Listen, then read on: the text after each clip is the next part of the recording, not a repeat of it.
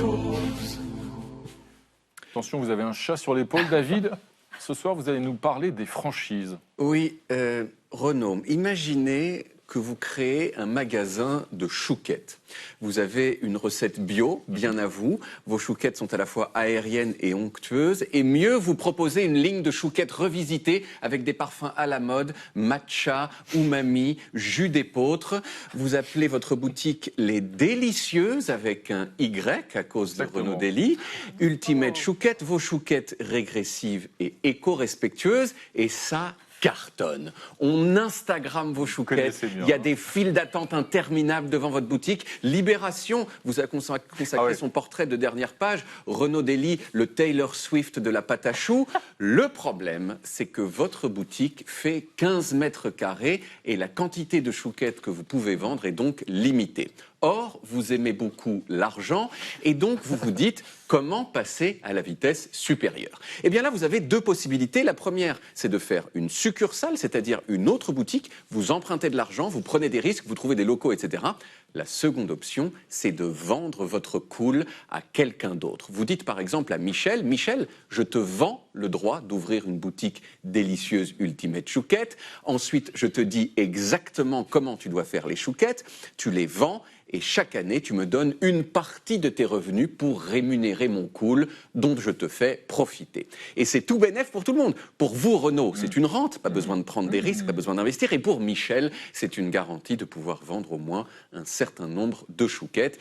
Eh bien, ce que je viens de décrire, on appelle ça une franchise. Ces franchises modernes, elles sont nées aux États-Unis après la Seconde Guerre mondiale. McDonald's, c'est l'exemple le plus connu, mais en France, il a fallu attendre les années 70-80 pour qu'on assiste à ce qu'on a appelé dans le milieu le boom des franchises.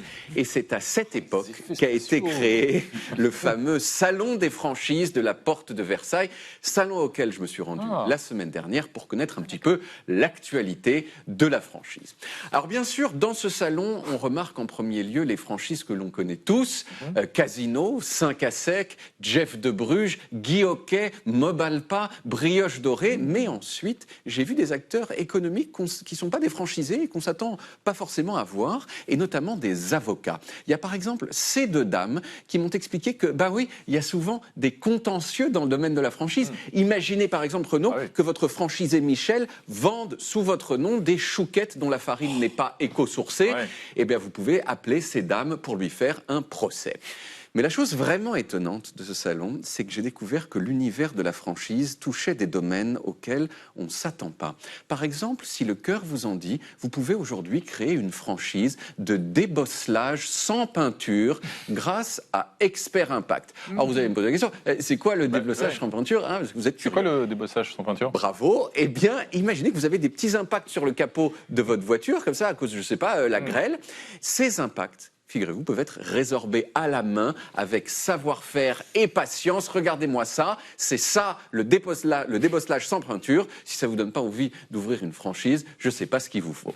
Vous avez aussi ces messieurs italiens qui font des pompes, des squats et des burpees dans les allées du salon et qui vous proposent de créer une franchise de cours de gym avec une pub en réalité virtuelle assez impressionnante que je ne peux pas vous montrer malheureusement. Mais ma franchise préférée de très loin, elle a été créée par ce monsieur qui s'appelle Baptiste Girardet. Elle s'appelle Horizon Après-Vie et elle propose de nettoyer, moyennant 2-3 000 euros, les endroits où vos amis ou les membres de votre famille sont décédés. D'où son slogan, que je trouve excellent, « La mort, ça laisse des traces et pas que dans les cœurs ».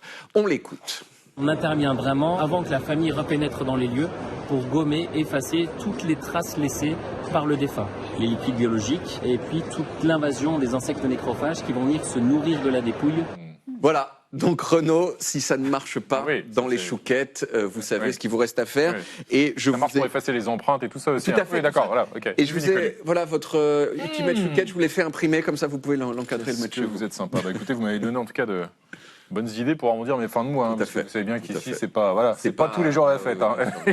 Merci David. Un dessin de Coco. Bah oui, bah écoutez, on les aime vos chouquettes. Oh là là là là. Merci Coco.